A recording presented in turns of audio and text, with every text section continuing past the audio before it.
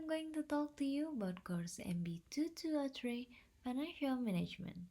On this session, we will continue to talk about risk and return, but specifically in single asset risk assessment. I will explain several ways to assess the risk of a single asset. The first one is scenario analysis.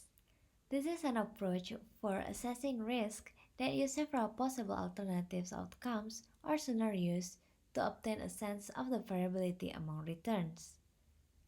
One common method involves considering pessimistic or worse, most likely or expected, and optimistic or best outcomes of the returns associated with them for a given asset.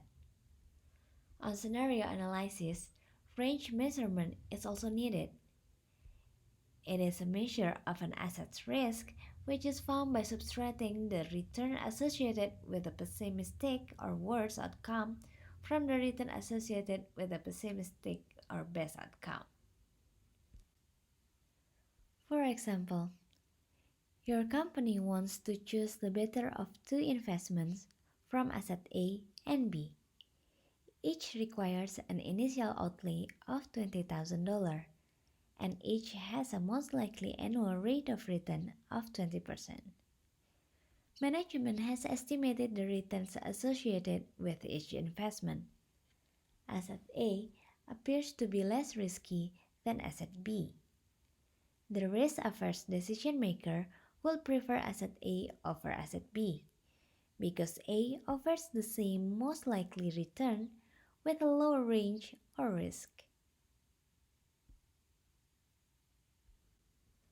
The second way to assess risk of a single asset is using probability. It shows the chance that a given outcome will occur. Common methods in using probability are a probability distribution, which is a model that relates probabilities to the associated outcomes, a bar chart, the simplest type of probability distribution, but it shows only a limited number of outcomes and associated probabilities for a given event.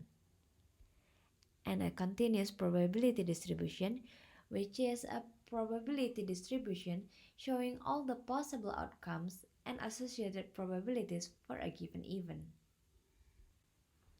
Following the previous scenario for an example, based on your company historical data, it indicates that the probabilities of the pessimistic, most likely, and optimistic outcomes are 25%, 50%, and 25% respectively. You must be aware that the sum of these probabilities must equal to 100%.